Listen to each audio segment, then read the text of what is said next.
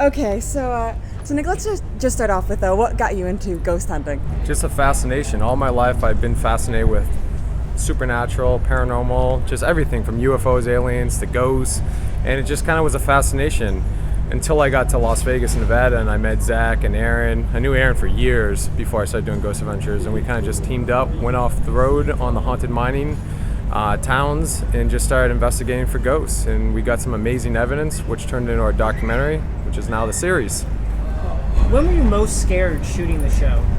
Most scared, probably being locked inside a morgue for an hour. I was literally locked inside this morgue slab in New Jersey Mental Hospital in the bottom of tunnels. And let me tell you, it's just the three of us locked in this location. So Aaron and Zach walk away and go and they get lost in the tunnels. And there I am just in the morgue by myself, claustrophobic, pitch darkness, and I'm hearing hands push against the metal door. I'm hearing a voice say, "Die," on my digital recorder like this. And it was just crazy experience and something I'll never forget. You know, that might just be New Jersey. Yeah. She's from New Jersey. You are? Yeah. So you know Essex County then? I'm from Essex County. Yeah, and I think they tore down half the building now, right? Probably. Yeah, I know. That's one of the craziest spots I've ever been to in That's my why life. they created Weird New Jersey, the magazine. Yeah. Yeah. Okay, so of the three of you, who would you say is the most and the least brave? The most and the least brave? I think we're all brave because we're being locked down in the location, to be honest with you. Aaron used to be, I'm not going in there, but he's awesome now. He goes and he sits by himself in pitch darkness in probably some of the worst places. Zach and I are very gun-ho. Zach will run right at it. Same with me. It takes a lot to scare me, but at the end of the day, we do get scared. It doesn't matter how tough, how big you are. But there's been times where I have jumped or been startled extremely bad, like at the Linda Vista Hospital in East LA, where I turned around and I saw a lady stand there 2 feet in front of my face, and I could see all the details on her, and eyes connected for that split second. I thought I was gonna have a heart attack. My heart just jammed out of my chest, and I was like, wow, that was the experience I've been waiting for all my life to see. Are you guys ever afraid that Zach is so jacked he might be intimidating the ghosts a little bit? Like maybe if you start working out a little, they'd kind of be more forthcoming? I don't know. Have you seen the spots we've been to? Like prisons, mental asylums? I think some of these people would, tear us up in real life, to be honest with you. So we're sitting there going against energy that we just can't fight back. And I think that's the crazy part about doing what we do. That's the dangerous side of things. It doesn't matter how jacked up you are, how fit you are, physically in shape. It's all about mentally being strong and spiritually, I think, at the end of the day. Because body doesn't matter against fighting dark energies that engulf your body and you have no control over. So is the choice of places that you guys go to the reason that you take such an aggressive approach to your to trying to communicate? Absolutely. We're going to prisons where you had an insane convict or a murderer or rapist or someone crazy in the real world, in our living world, and then they suddenly die. That energy is still engulfed and trapped at these locations, still hurting people. And we have people like managers, eyewitness accounts, calling out for help, and that's why we're going there, full throttle. It's like going to a school and punching a bully in the face that keeps bullying you. That's what we're doing. We don't take that approach at everywhere though. We'll go to locations where families have had a really bad tragic event happen to them, where they got in a car crash, like Houghton Mansion in Massachusetts, and we'll take a different approach where it's more like we'll talk to them on a normal side, like we're talking right now. Right. Do you guys ever just, hear weird noises and think it's just an old building? Oh, absolutely, all the time. And we cut out half of that stuff. We'll go through hours and hours of footage. And a lot of that footage is just, noises where we're like, hey, that was a mouse, running up a wall or something. Or that was just an old building creak.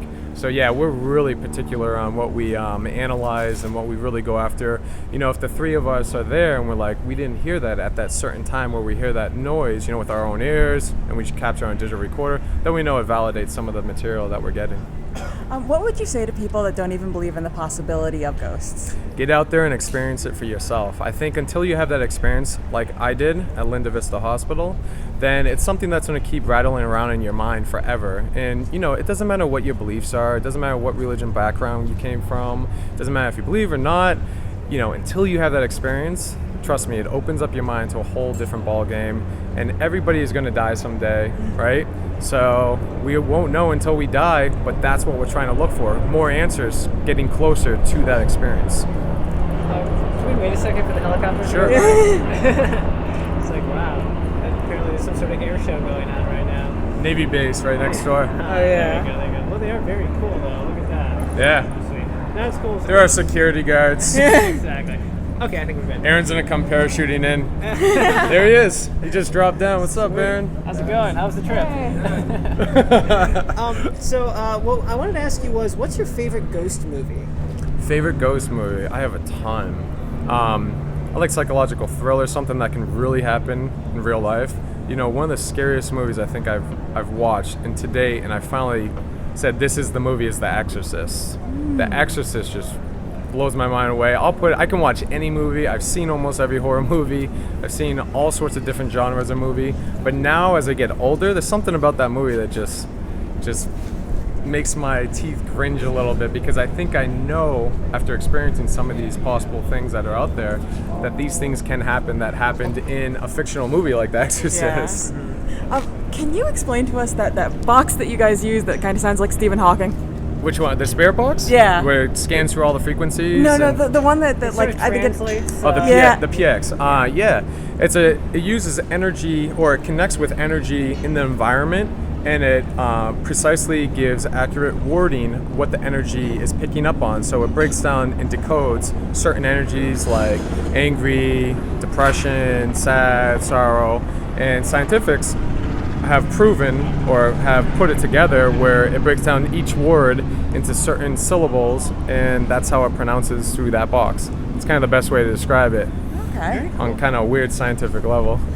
Okay, so what's the most fun thing about the ghost hunting? Man, it's an adult adrenaline rush. It's like riding a roller coaster. Every roller coaster ride is going to be different, right?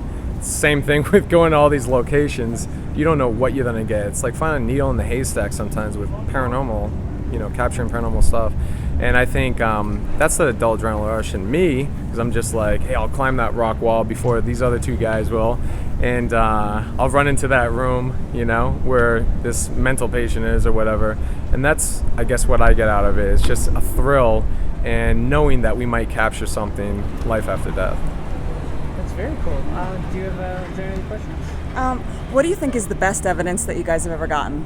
We've gotten a lot of compelling evidence. I think personally for me, just on a personal level, and this is why I did it, because I'm really not out to totally prove to the world. I was really doing it because I really wanted to do it, is seeing that lady firsthand with my own eyes. And I'm like one of those people that has to see it with my own eyes, or has to hear it with my own ears. And seeing a lady stand there 2 feet in front of my face at Linda Vista Hospital, and I could see all the details. I could see her hospital gown, the patterns on her hospital gown, our eyes connected. I know she saw me and I saw her. That right there was a personal experience I will take with me forever, and I tell everybody about it now in interviews, radio shows, friends, family. That was compelling to me. I think another thing would be, in our documentary, was really cool. A brick flying poltergeist activity. We saw a shadow figure captured on a night vision camera set up in the Old Washoe Club. Having a digital recorder and having my name set on a digital recorder when nobody was talking, that I don't get. Blows my mind away. I understand radio waves and how they travel through our environment. You have cell phones now and everything's charged up in our atmosphere, but how do you say to somebody when you're in complete silence at a place like the Old Washoe Club in Virginia City, Nevada, and the three of us are the only ones in there, and we're saying, can you say my name, or is there anybody here? And on instant playback, right on camera, you hear Nick Groff. That clear. I don't know how to explain that. That's what blows my mind, on a logical sense, because I'm always thinking, well, wait a second, let me think about this first. But I don't understand that. Intelligent spirits just blows my mind. Now, I don't even know how that must have felt, because I imagine if I saw ghosts, I'd probably just have a heart attack. Goosebumps. Now I'm thinking about it, I'm just getting this charged up and stuff, and I could go investigate a location right now. I'm so excited talking about it. Now, before you did this stuff, did you ever when you were a kid, sneak into the local haunted house or anything like that? I did, actually. Have a little adventure that kind of was one of the things that made you want to do something like this? Yeah, I did actually. In high school, me and my buddies, I used to play soccer, basketball, and all my friends would gear up and we go and find the haunted location. It was this burnt down half building behind an old Dunkin' Donuts and in the next town over, and we would all travel over there, get out with crowbars and stuff. We wouldn't trespass. we just check it out and stuff, not knowing what's gonna happen. But it was like, since a kid, kids do that, and we're just messing around, trying to get that little adrenaline rush and see if like ghosts or whatever, be creeped out for that sense. But get permission. Now I say get permission because it's so hard to get into locations these days.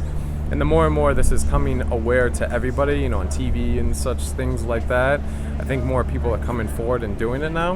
And I just think you got to be cautious in that sense, and also get permission, number one, before you go into a property. Do you guys ever worry about certain locations that are famous for being haunted that other shows have covered? I don't know. I don't really look at it that way. It doesn't really bother me. I mean, we go to locations because we really want to go to locations, and we've talked about for like the last 10 years, and I really doesn't bother me at all. There's so many different locations out there. I think it's cool that more than one person goes there, because maybe one group goes there, they could have so much compelling evidence and experiences, and then another group goes there and they really don't get too much, and then another group goes there and maybe they get something better than the other group. And it's cool, we're all sharing, all doing the same thing. So I think it's an open book. I don't think it should be closed off and only for one person to do one thing, Has there ever been a time where you guys have gotten something like at a place that's like much better than some of the other shows, and you're like, yeah? Not really. I actually never thought about that.